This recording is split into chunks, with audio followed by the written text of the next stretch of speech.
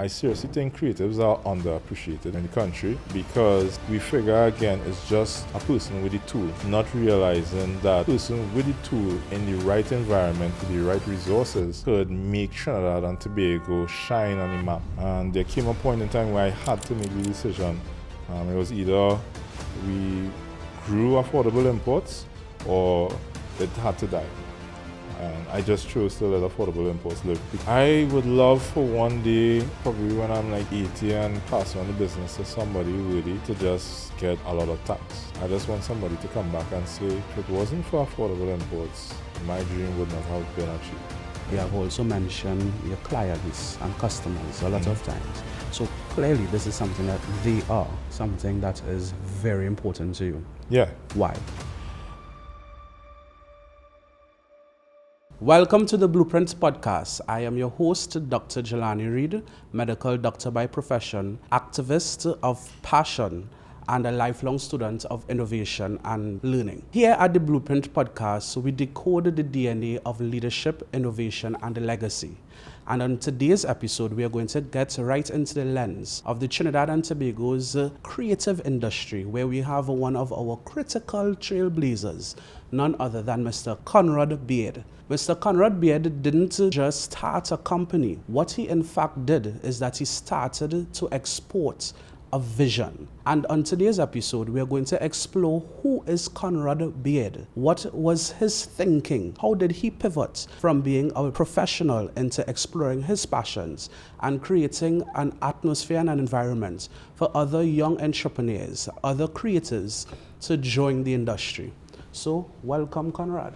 Thank you, doctor. Excellent. So, Conrad, you were once the individual behind the camera. Still am, but you dragged me in front today, so.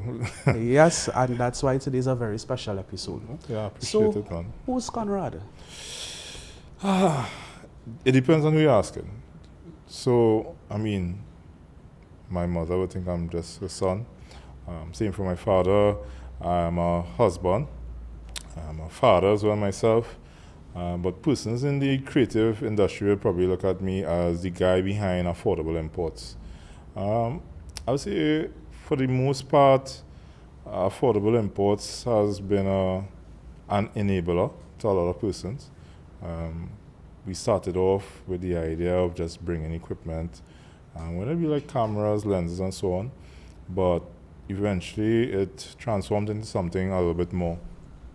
So because creativity could get so expensive, we stuck with the affordable method and try and make it readily available to a typical creative. So we had our rentals and the studio, and we do other stuff with creatives, but I'll say those are our most popular products right now. But myself and the team, we just supporting creatives throughout TNT. So, Conrad, we know that you were once in the banking sector and you would have deviated from that career path and now you have entered business. How was that pivoting point for you? So it wasn't the banking sector per se, it was more shipping. Mm-hmm. But yeah, I was in the corporate life. And for me, it made sense eventually to leave that because a lot of persons were just asking for the service to be extended throughout the day. Previously, when I had a day job, as we would say, I was hustling in the morning before work. On lunchtime, I was literally hustling up and down, and after work. And there came a point in time where I had to make the decision. It was either we grew affordable imports or it had to die.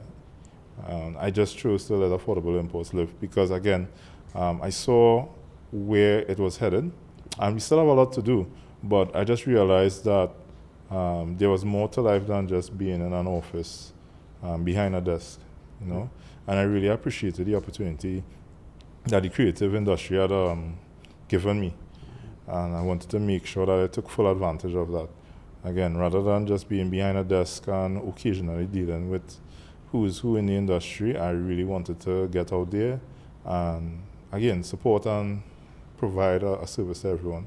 So, is affordable imports or this business or your passion, is it something that you had since when you were younger, or is it that as life progressed, this is an opportunity that arose and you took advantage of it?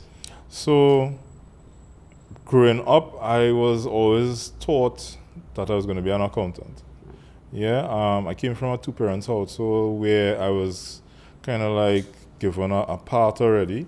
Not so much that everything was laid out, but my father especially, he saw and he himself had a vision for what his children were going to do because he himself is an entrepreneur. And I basically was just following along that line. But life has a funny way. So technically, I'm an accountant. I went to school for accounting. A lot of people don't know that. And because of the accounting field, you are usually placed in a number of different businesses. You don't necessarily have to be stuck behind a desk. You don't have to just be pushing people. Accounting is a very wide field. And what that did is expose me to a variety of businesses. So just to give a quick synopsis, my first job was with Mike Limited. No longer exists. It actually is not too far from where we are today in the studio in Esikoro here. That was probably like 15 years ago. Yeah, I wasn't even technically an adult yet. And I got a job through, there was this program, there still is this program, where the government basically helps place persons with OGT. Right. Yeah, OGT. I got a job through OGT. I still remember, I still have one of my pay slips. It was like $1,400 a month. Yeah, and through that experience, I was kind of exposed to business from wholesaling and retailing. That was my very first job. I remember Radha, Shanta, but it didn't stop there. One of the girls who happened to be in the same department as me, she mentioned that a friend of hers in another company wanted someone just like myself. And yeah, it moved from me understanding wholesaling and retailing of consumer goods into shipping. And then from shipping, I stayed there a bit, and then I jumped again into another organization, NUGFW, as labor union. Yeah. So from there, I was exposed to the plights of the people, and I was just, again, I moved up a little bit and went back to shipping again. And from there, I was exposed to a higher level of management. And from there, went straight into affordable imports. But I never had an idea of being in shipping. And that's where our name comes in, affordable imports. I use the information I would have gathered from being in shipping. And from there, I started the business.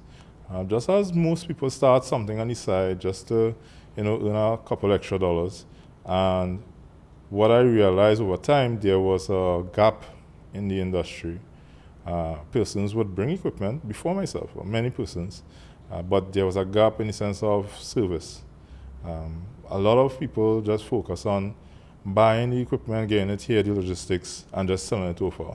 But we went a little further where we were offering a kind of after sales and even pre-sales technically, where persons would come to me for advice. And because I was exposed to so many people, I would have picked up knowledge over the years, and at the same time I was always hungry for knowledge. So I still think I am well informed in how to approach problems or provide solutions to problems. So persons always kind of counted on me for my opinion, and always try and treat people nice, try and treat people well.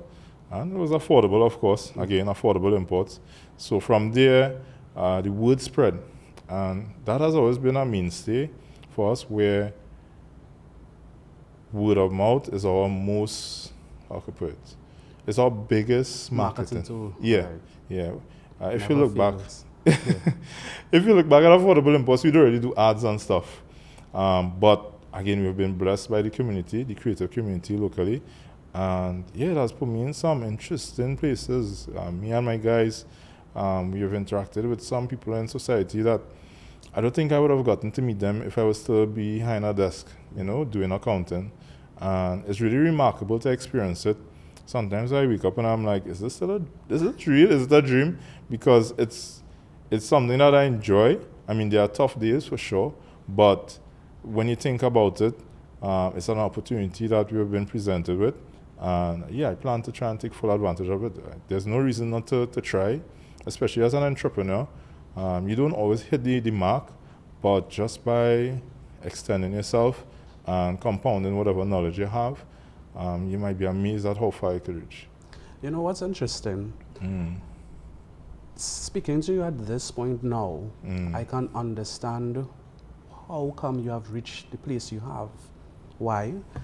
Something simple would have happened. I recall the first time that we would have hosted our first recording here. Right. And you and your team, you assisted naturally. Right. And two things happened. One, my team was able to ask many questions. Right. And you facilitated. Right. And you too asked us a lot of questions.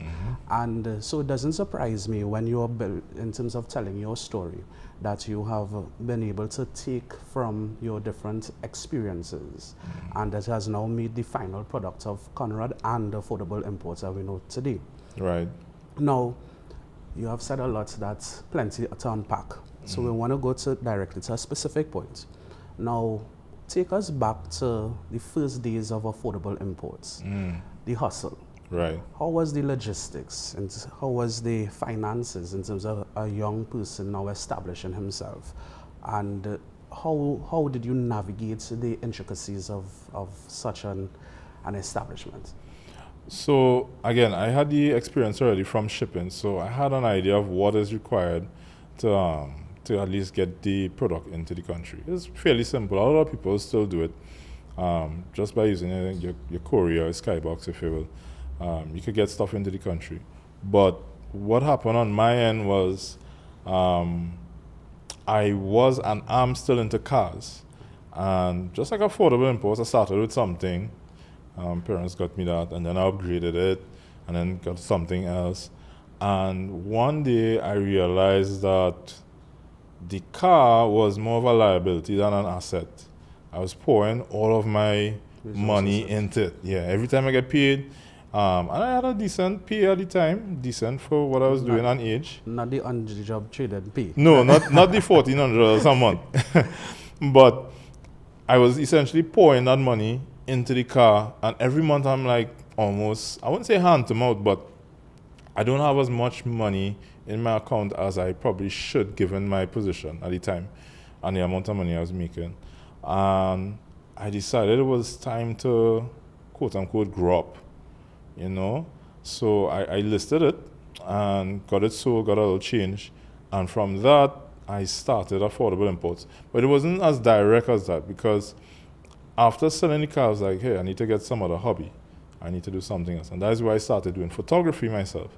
And from scoring Facebook, I realized that it's tough to get a camera in Trinidad. And I realized that, again, I knew how to go about it. So I got my old credit card, ordered my camera, got it in the country. And after a while, naturally, I want to upgrade. So I was looking for a place to sell the camera.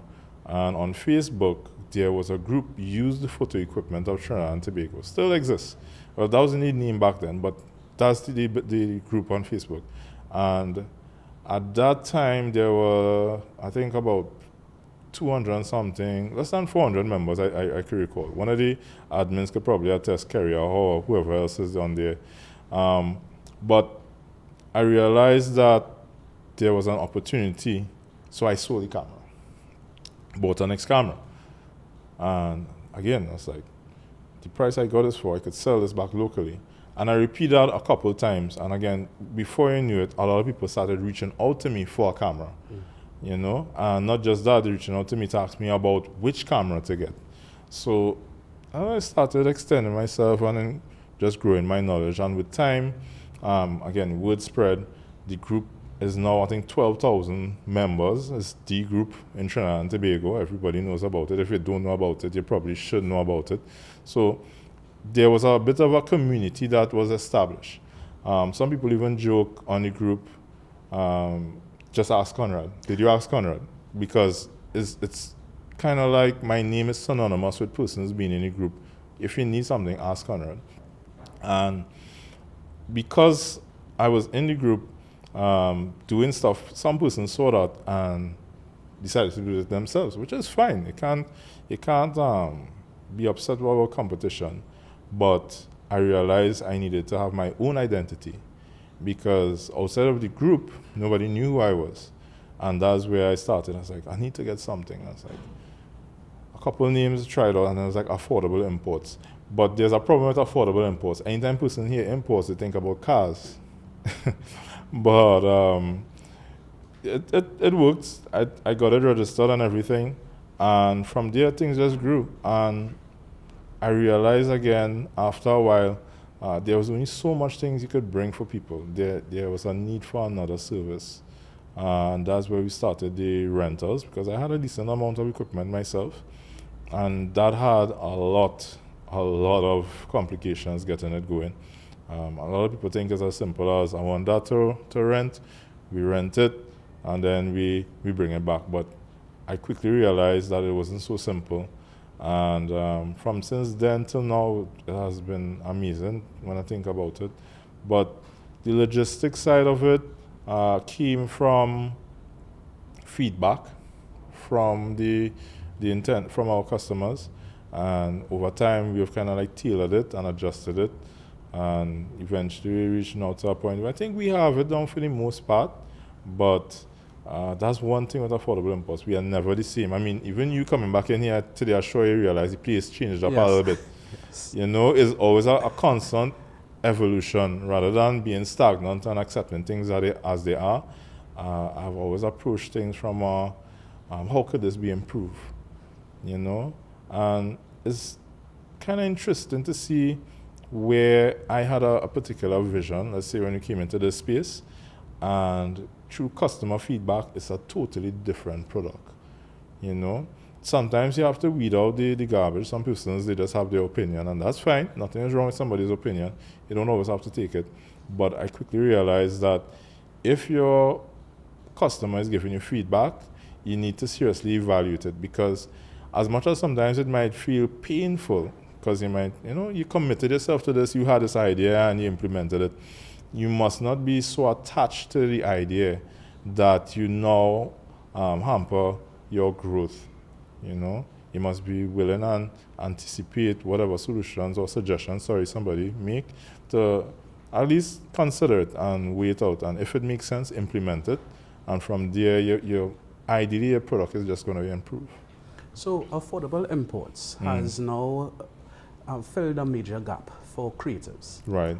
When Conrad would have gone to legal affairs and registered Affordable Imports, the company, did you believe that this company that you are now registering would have made such an impact in the creative industry in Trinidad and Tobago?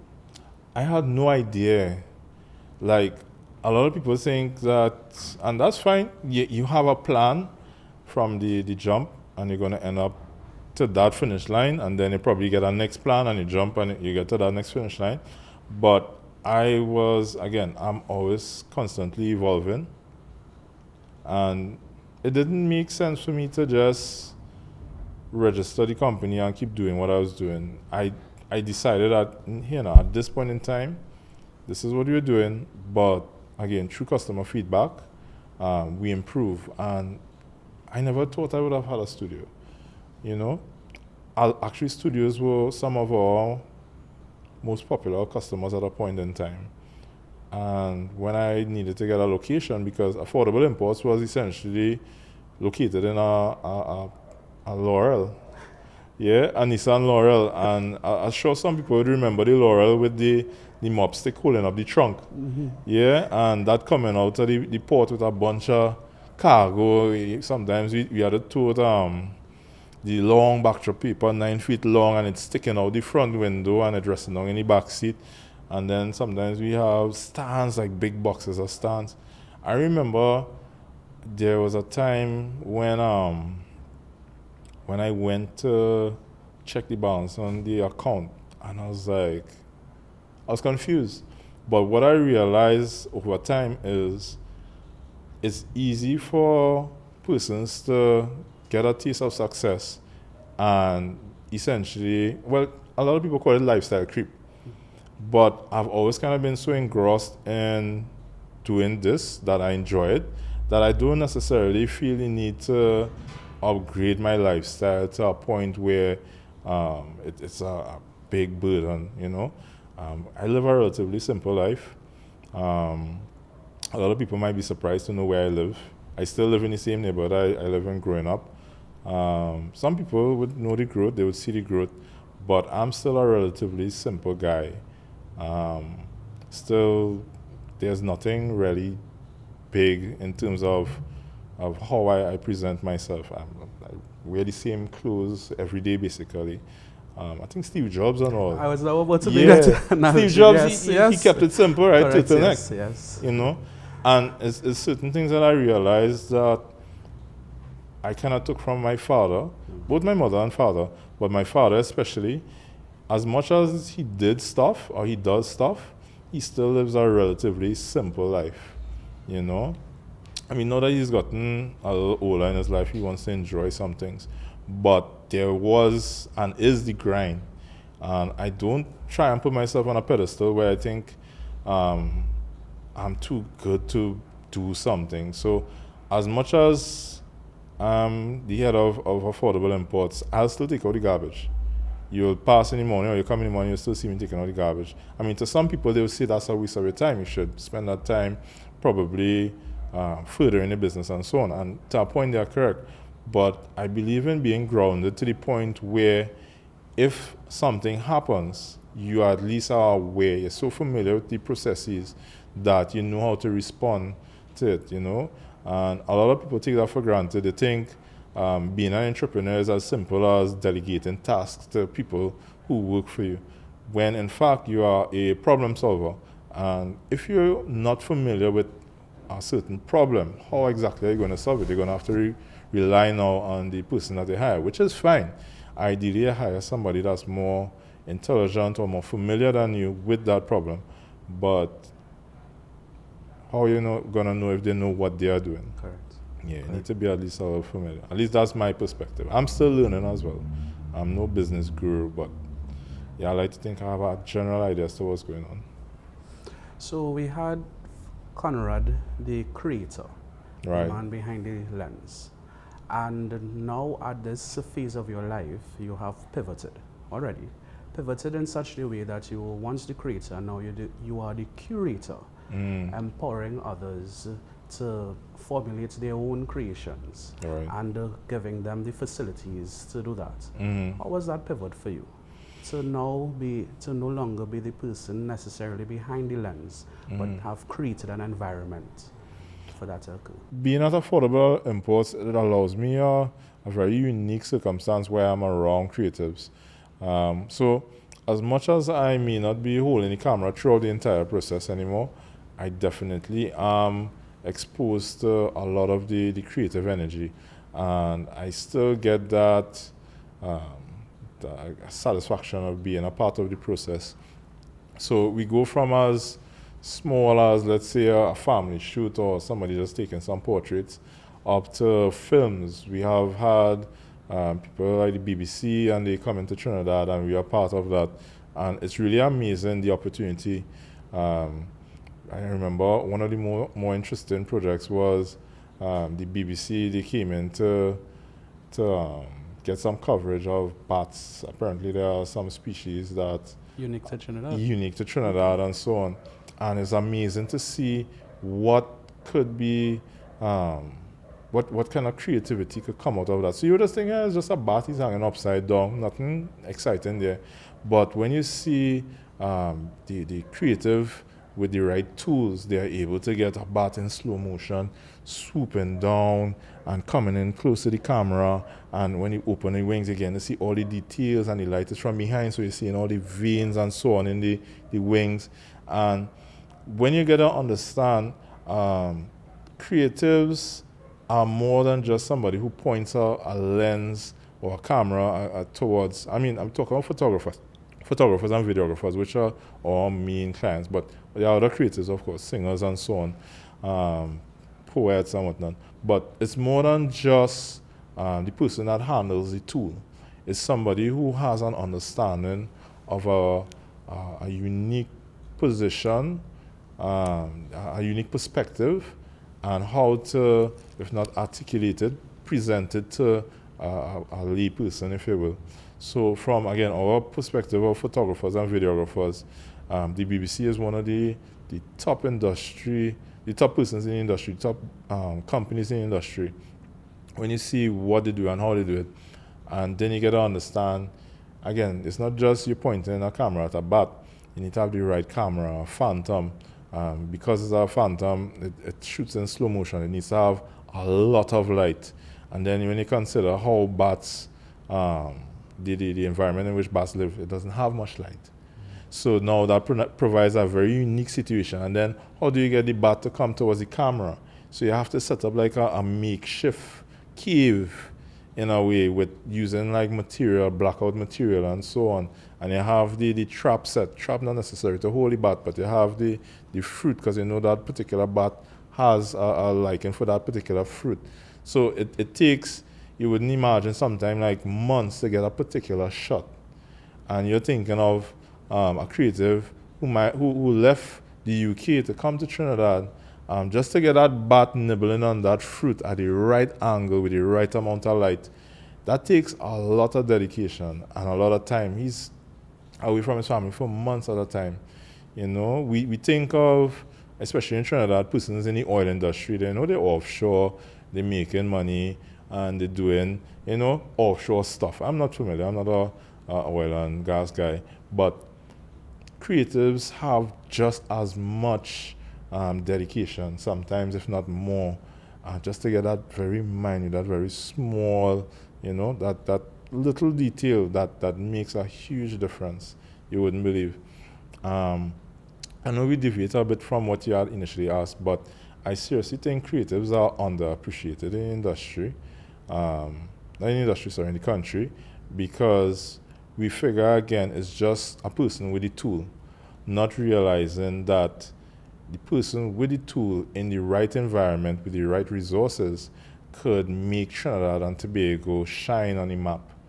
You know, even if we just look at athletes, for example, a lot of people just think, yes, just this guy who running down the road, he could run, but they're not seeing every morning he has to get up and dedicate herself hours at a time every morning while you're asleep.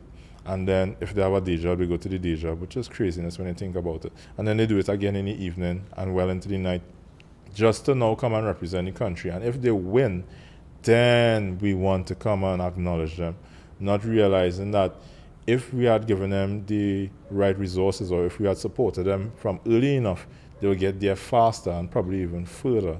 So that has always been a kind of thing for me, and that's why we see at Affordable Imports supporting creatives throughout TNT. I just realized there was a gap in the market where creatives were being underappreciated. And sometimes even we work with creatives when they are approaching corporate clients. We understand there are some difficulties in the process, whether it be the procurement or even our website, for example. Our website has everything laid out there where you could see our prices for rentals especially. Mm-hmm. Now, before Affordable Imports came along with rentals, you had to rent a person most times with the equipment. Yeah, so let's say, for example, I don't know if you know what's a RED camera. I heard about it. You know the brand. You heard about it here? Yeah, right. Yes. So RED is a popular cinema camera brand. Mm-hmm. All right. And in years gone by, there were a couple of Reds in Trinidad, but they would have been owned by a very select number of people. Mm-hmm. And that's because it required a lot of financial resources just to acquire the RED. And then from there, you still have to have the necessary support to, again, use that RED. So you have the camera, you have to buy the media for it, you have to get the grip and everything. It's a very expensive system to get into. And yeah, when we were growing, and we still are growing, what happened was RED dropped a particular camera, the Komodo. A RED Komodo, for the photographers and videographers, they are going to be familiar, was one of the more affordable REDs. And we were very early in the acquiring of the Red commodity. I had just released, and it came out again at probably like a quarter of the prices you would have had to pay for Reds in the past. But in the past, in Trinidad, you would have had to pay probably like $10,000, $12,000 a day just to get a person with a Red. And what we did is we made it, again, true to our name, affordable. And we got the camera, and I did the maths, and I'm like, this is for the creatives. And we brought it in at $1,400 with stuff to shoot already. So this was amazing. And what a lot of people realize is that, for sure, technology, as it progresses, it becomes more affordable. But what we were able to help do was democratize the process, as we would say, in Trinidad, of acquiring equipment. So as simple as, let's say you having to shoot an ad. In the past, only a select few persons would have been able to approach an ad agency or a company to say, let's do your ad. We can do it. And that was on any scale, whether it's from huge conglomerates down to relatively medium-sized business and so on. And then, of course, the ad agencies. But because we existed, a lot of other persons who had the skill, but not necessarily the equipment, were able to now attach a figure to their quote, I guess, and allow them now to be able to access this level of job. So let's say, for example, in the past, a production for a big company like KFC would have cost probably like $400,000. $500,000. You just seen that 30 seconds on TV thinking, it's as simple as that. It takes a lot of money, a lot of moving parts, a lot of creatives. And again, you would not believe a creative is not just the person holding the camera. You have the DP, the actual director, and you have several producers, different type of producers. You have the actors, you have grip, gaffer, first AC, second AC, and all of these are positioned in film. And you keep going down here until you have persons responsible for crafty, which is essentially food on set. What you quickly realize is because you had so many people involved, the cost is going to be high. And another huge cost is the cost of equipment. And you might be surprised at how much of that cost came from equipment. And persons would know, if you're in the film industry and you did well, and you got probably you came from a well-done, a well-to-do family, you were able to invest your own money and own the equipment and then rent it back to the production. We now came along and said, this is our price, and it's clear to see, regardless of what you're doing, this is our price. We are not looking to dig out your eye per se, but you can now quote knowing this is going to be your course. And you are now able, as a regular guy who has the skills, to now tool up as necessary for a production, a big production, because you have the manpower and you have the knowledge. And that was a bit of a disruption in the industry, because it now meant that a lot of people realize I can do it. And I've found that has been one of the most powerful marketing tools for affordable imports, enabling creatives to do what they need to do. Even when you come in studio, we try to understand what it is your vision, rather than just dropping in a studio and letting it swim. We try to do a little bit of almost consulting beforehand, because we were exposed to other persons before yourself, and they would have had some stuff that along the way they picked up, and because we worked with them, we picked up, and exactly, we could pass it on to you. Not necessarily to do the exact same thing, because it's creativity. We don't want to be copiers. If anything, we want to be inspired by those who came before us. And I myself have been inspired in business. There have been a couple of people who reached out to me.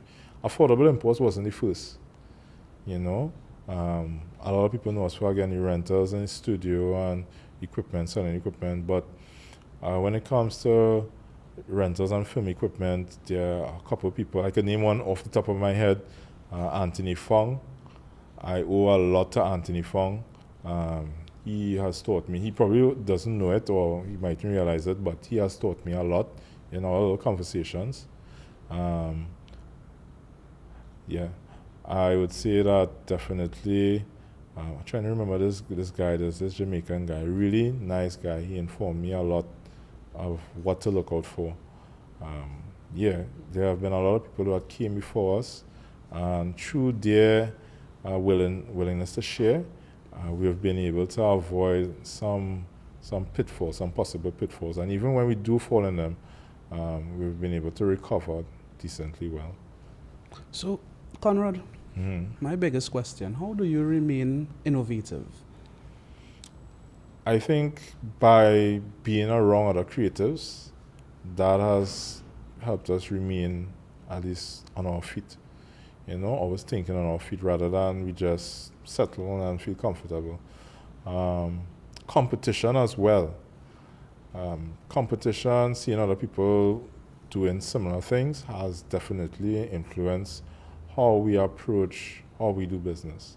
Because we are known or we are fairly popular for certain things in the industry, but seeing what other persons have tried to do or are doing, I realize that we need to improve here or there, and probably even look at potential new businesses that we need to look into. Right. Yeah. So we have Conrad, the individual.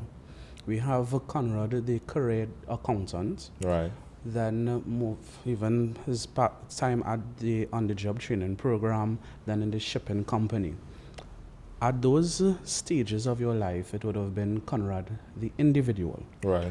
But now Conrad is the owner and head of a company, managing staff, understanding the nuances of that as well. Right. How was that pivot and your experience now from moving as just managing yourself to now managing a team?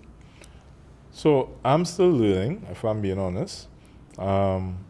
I care a lot for persons who I come into contact with. That's something I probably got from my mother.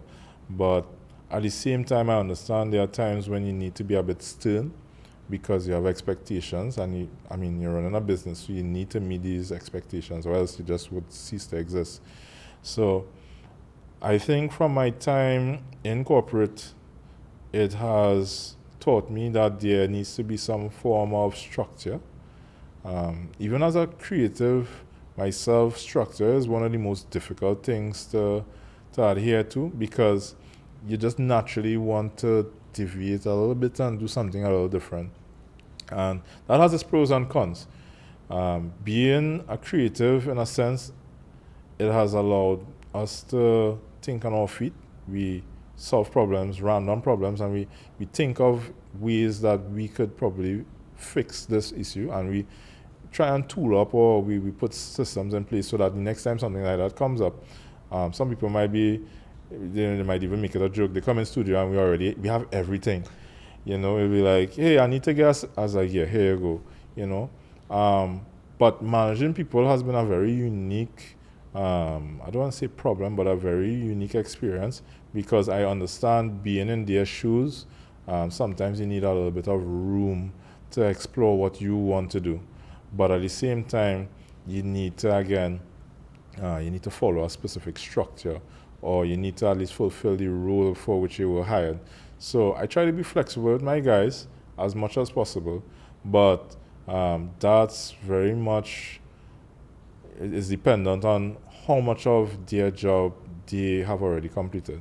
So I run a flexible crew, very small crew as well, and I think over time that would expand, but I didn't want to jump out and hire a lot of people and then find myself unable to, manage them. Yeah, because I realized that, and that was one of the stuff that my predecessors had mentioned. They had a lot of people on board, and because of that, a lot of people putting their hand in the pie, or they putting their hand in a Plenty cooks in the kitchen. Plenty cooks in the kitchen. There was a lack of direction because everybody wanted to do their own thing, So at the end of the day, I know I'm ultimately responsible. So even if my guys do mess up, I take ultimate responsibility, but then I try to hold them accountable. I mean, not necessarily try and punish them, but I let them know this is what you did, this is what we should have done, and probably this is how we could ensure that we don't have this problem again. We have a lot of problems. We try again not to make the same mistake twice. Right. Yeah. So, when Conrad started off with affordable imports, he entered a niche and shaped up the niche. Right. And we know that there's a tendency in culture or the creative industry that there's a lot of cutthroats. Right. How did you navigate that environment? I've been seriously blessed in Trinidad and Tobago creative industry. I'm seeing it big and open. A lot of people have looked out for affordable imports. I could tell you there have been many, many, many times when I would just get a call and the person would just be like, "Here, Conrad, watch out, look out." And I mean, you don't take everything at face value. Somebody just call and say, "Yeah, this coming at you." You wouldn't just jump immediately, but you would listen at least and see if there are signs of what they're saying coming. So that has been a huge help. I think we are only around because of the community. If the community didn't exist around affordable imports, there simply would not be an affordable imports. And there's no two ways of putting that. There are some persons who have had to probably stand up to affordable imports, probably because they figure they want to have this part or they want this part of the business or whatever. I try to remain focused. I try not to lose focus on what it is we do and who it is we are trying to serve. A lot of people would like to be in our position, and that's okay. If anything, it helps keep us on our feet. Remembering that, this is our opportunity I've been blessed with. You need to just remember that. Don't slip. And I would admit, there are times I've slipped. There have been times when I probably talk a little stern to a customer more than I should have, but I try to remember, you are human, yes, but you still represent, a gift that you have been given by the community. So we probably should call that person and apologize. Never be too big to apologize.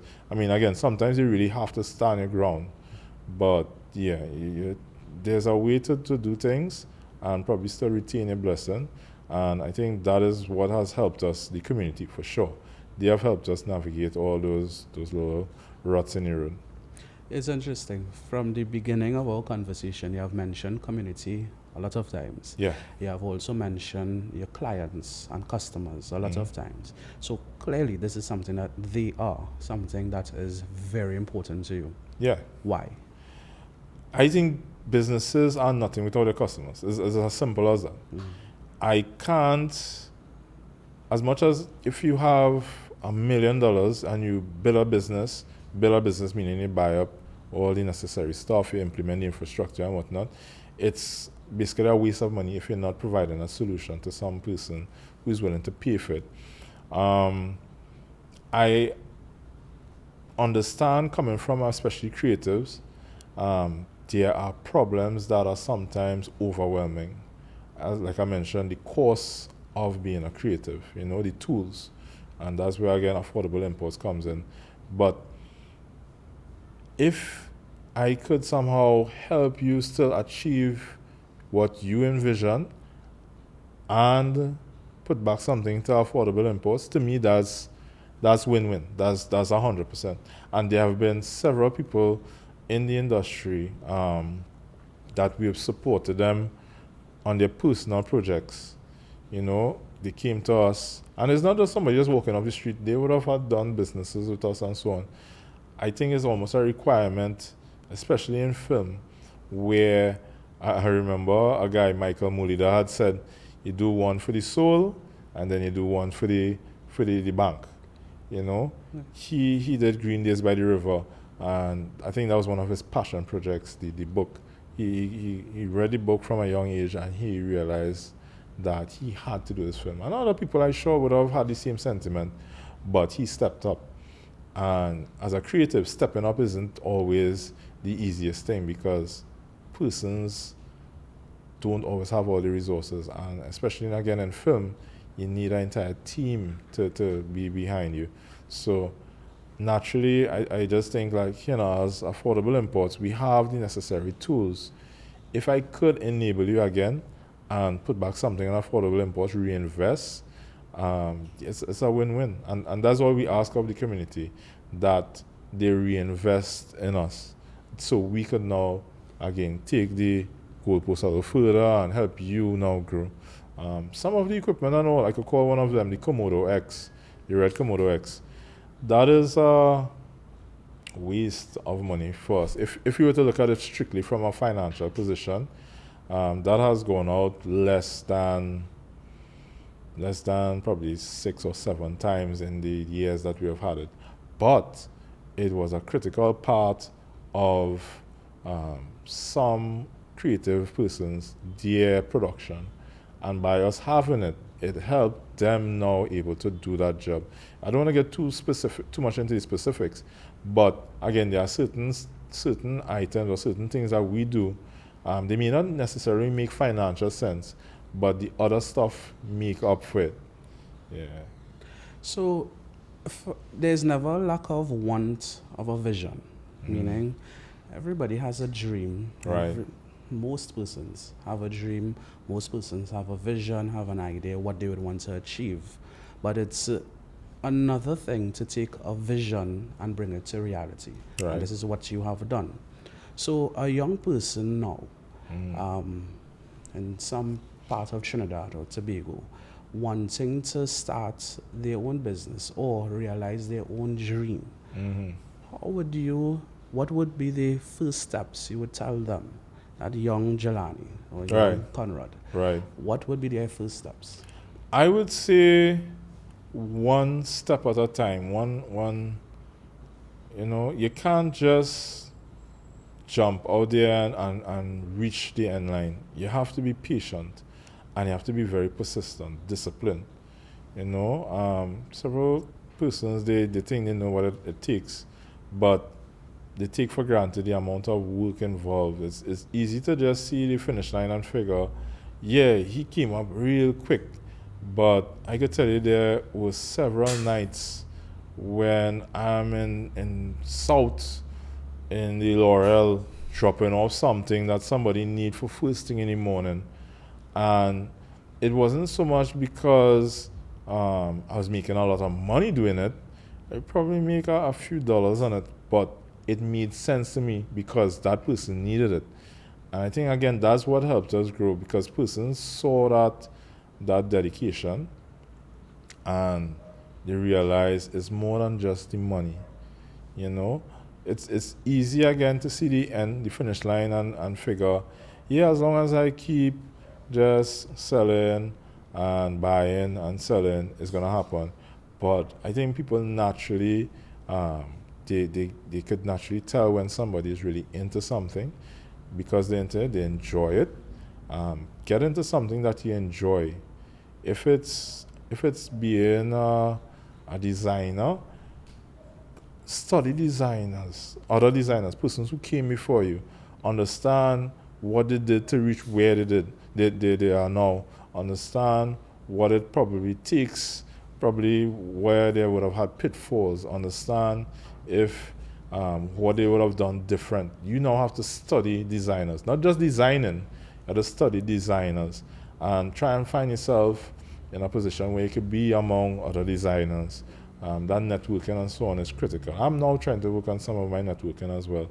But you need to basically see yourself as a designer and behave as how a designer should behave, because that's the only way you're going to get to where you want to go. You need to, you must function and behave in a way that would essentially denote that position you'd like to be before you're given that opportunity. So when you are eventually given that opportunity, you already understand what it takes, and it's just a matter of taking advantage of whatever opportunity presents itself. Again, I've been put in some positions where I never thought I would have been, but because either somebody else before myself would have They would have probably told the person, or they would have seen how we function. It was an opportunity, and fortunately, I was ready for it. So yeah, I think being prepared and ready to take on any opportunity, as well as being persistent, that's definitely the way to go. So there's a segment we usually call it Rapid Bloom. Right. But I'm going to change it on this occasion because it's a special episode and we're going to call it Ask Conrad. Oh, Lord. So, Conrad, I'm going to ask you some questions. I don't want you to think too much on it. All right, I'll try and be quick. First answer that comes to your mind, Right. I want to hear it. All right. So, are you a morning person or a night owl? Morning.